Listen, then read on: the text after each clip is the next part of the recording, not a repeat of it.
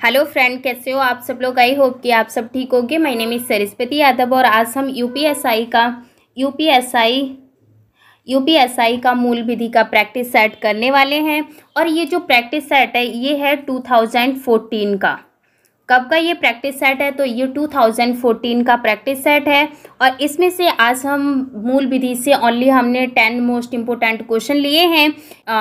और ये जो हमारी क्लास है यानी कि जो यूपीएसआई का ये प्रैक्टिस सेट डेली 8 बजे हुआ करेगा। तो प्लीज़ आप टाइम का ध्यान रखें। और अब हम क्वेश्चन स्टार्ट करते हैं। और अगर आप अपने GK teacher academy YouTube channel पर पहली बार विजिट कर रहे हो तो प्लीज़ चैनल को सब्सक्राइब एंड बेल आइकन को प्रेस कर लीजिए, जिससे कि आने वाली हर नई वीडियो आप तक जल्दी से जल्दी पहुंच जाए। तो अब क्वेश्चन स्टार्ट करते हैं। फर्स्ट क्वेश्चन है, एक नागरिक द्वारा सभा करने के अधिकार का प्रयोग किया जाता है या किया जा सकता है बशर्ते कि ए ऑप्शन है सभा शांतिपूर्ण है, बी ऑप्शन है सभा शांति विहीन है, सी ऑप्शन है दोनों ए और बी, डी ऑप्शन है ना तो ए और ना तो बी। इसका राइट आंसर है ए, सभा शांतिपूर्ण करनी चाहिए। अगर आर्टिकल की बात करें, आर्टिकल 19 के तहत आवाज उठाने तथा धरना प्रदर्शन किया जाता है। नागरिक को सभा करने का अधिकार किस आर्टिकल के तहत मिला हुआ है? तो आर्टिकल 19 के तहत सभा करने का अधिकार मिला हुआ है। नेक्स्ट क्वेश्चन है, विश्व पर्यावरण की तिथि है। ए ऑप्शन है 5 जून, बी ऑप्शन है 14 जून, सी ऑप्शन है 2 अक्टूबर, डी ऑप्शन है 15 जुलाई। इसका राइट आंसर है ए, दिवस मनाया जाता है। अगर सेकंड ऑप्शन की बात करें यानी कि 14 जून के लिए कौन सा डे मनाया जाता है? तो 14 जून के लिए विश्व रक्तदाता दिवस मनाया जाता है। विश्व रक्तदाता दिवस मनाया जाता है। 14 जून के लिए कौन सा डे मनाया जाता है? तो 14 जून के लिए ब्लड डोनेशन डे मनाया जाता है। 2 अक्टूबर की बात करें, 2 अक्टूबर के लिए महात्मा गांधी जयंती मनाई जाती है। और इस बार जो अक्टूबर में महात्मा गांधी जयंती मनाई गई थी ये कौन सी भी बार मनाई गई थी? तो ये 150वीं बार मनाई गई थी। कौन सी जयंती मनाई गई थी? तो ये 151वीं बार जयंती मनाई गई थी। नेक्स्ट क्वेश्चन है, भारत की केंद्रीय मंत्री परिषद उत्तरदायी है। ए ऑप्शन है राष्ट्रपति के प्रति, बी ऑप्शन है प्रधानमंत्री के प्रति, सी ऑप्शन है लोकसभा के प्रति, डी ऑप्शन है सर्वोच्च न्यायालय के प्रति।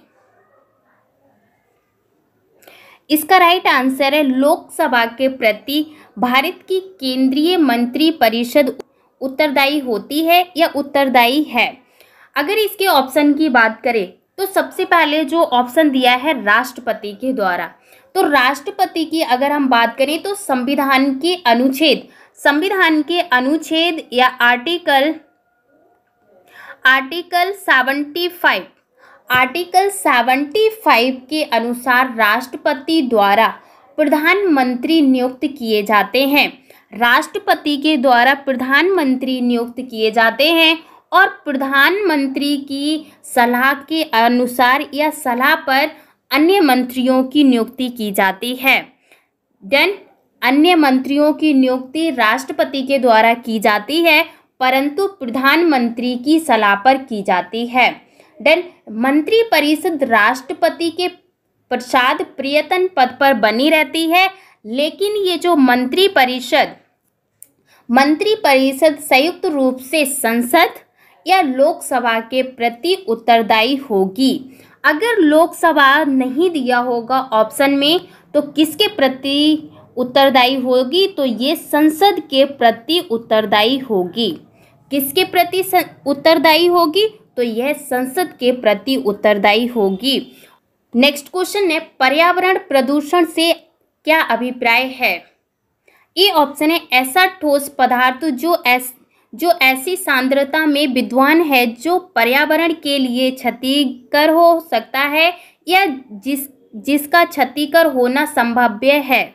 बी ऑप्शन है ऐसा द्रव्य जो ऐसी सांद्रता में विद्यमान है जो पर्यावरण के लिए क्षतिकर हो सकता है या जिसका क्षतिकर होना संभाव्य है।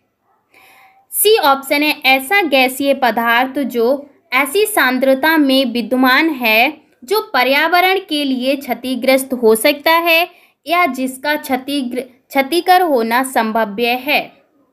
डी ऑप्शन है उपर्युक्त सभी पर्यावरण प्रदूषक हैं। इसका राइट आंसर है डी, सभी पर्यावरण प्रदूषक हैं।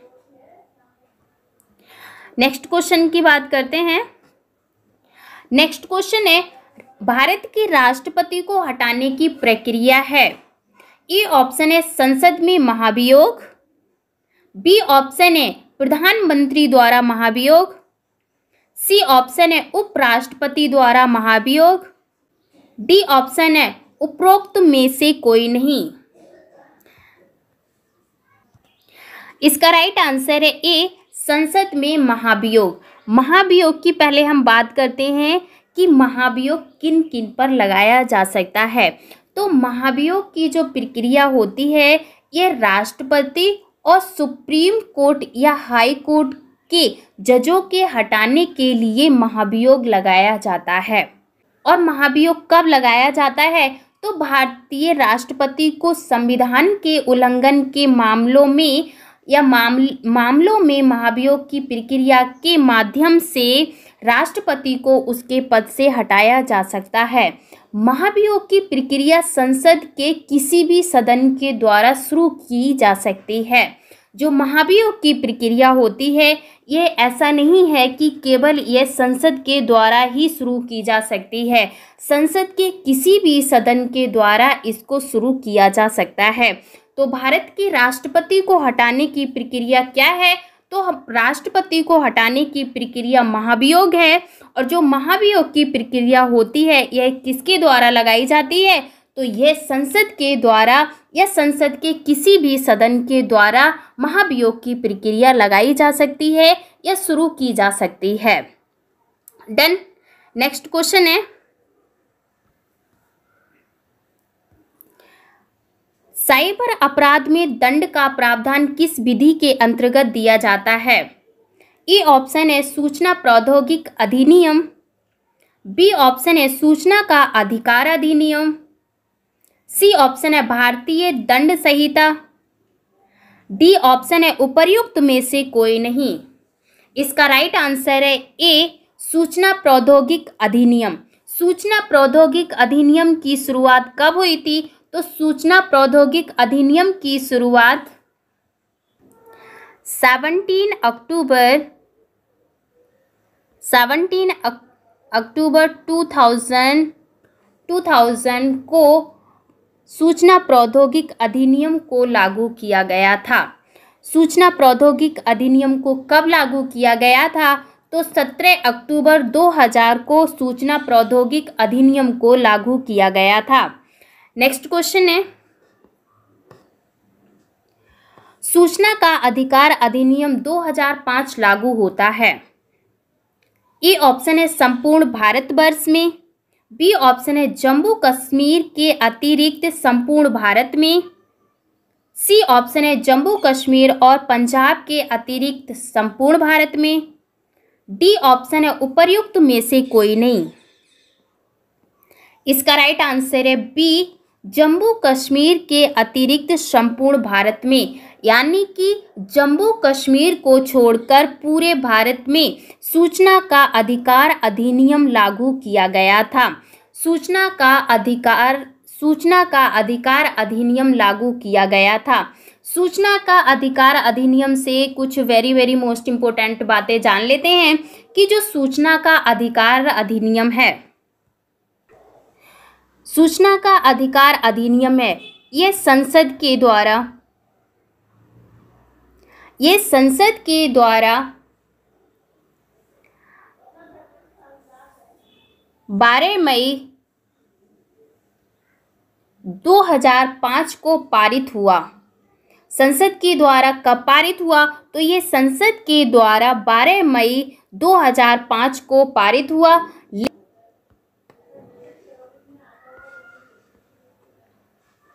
राष्ट्रपति की अनुमति,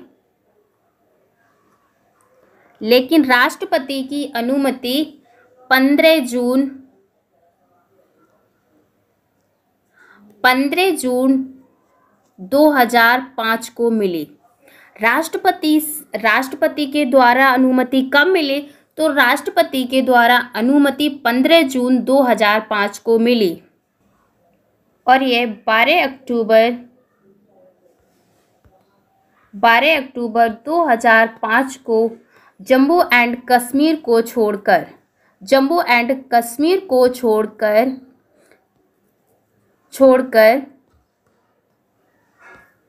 छोड़कर यह पूरे भारत में लागू किया गया था। यह कानून पूरे भारत में लागू हो गया था। नेक्स्ट क्वेश्चन पर चलते हैं। नेक्स्ट क्वेश्चन है, संविधान के डैश के अधीन उच्च न्यायालय अपने अधीनस्थ समस्त उच्च न्यायालयों एवं अधिकरणों पर पर्यवेक्षण की शक्ति रखता है। ये क्वेश्चन आपको कमेंट बॉक्स में इसका आंसर देना है। इसका आंसर आपको कमेंट बॉक्स में देना है। नेक्स्ट क्वेश्चन है, इनमें से कौन सी सेवा अखिल भारतीय सेवा मानी जाती है? ए ऑप्शन है भारतीय वन सेवा, बी ऑप्शन है भारतीय कृषि सेवा, सी ऑप्शन है भारतीय उद्योग सीमा, डी ऑप्शन है इनमें से कोई नहीं। इसका राइट आंसर है ए, भारतीय वन सेवा अखिल भारतीय सेवा है। अखिल भारतीय सेवा कितनी है? तो अखिल भारतीय सेवा तीन है। वो तीन कौन कौन सी हैं? अखिल भारतीय सेवा तीन कौन कौन सी हैं? तो सबसे पहले है भारतीय प्रशासनिक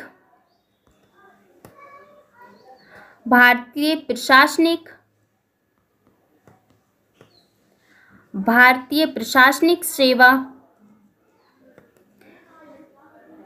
सेकंड है भारतीय वन सेवा,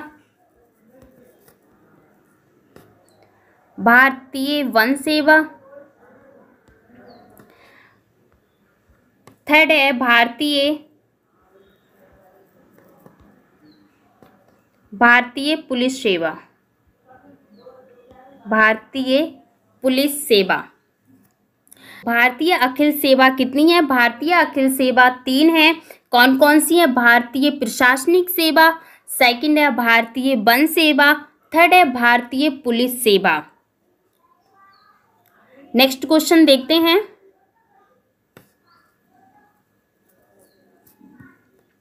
नेक्स्ट क्वेश्चन है, भारतीय संविधान का कौन सा अनुच्छेद सर्वोच्च न्यायालय की स्थापना करता है?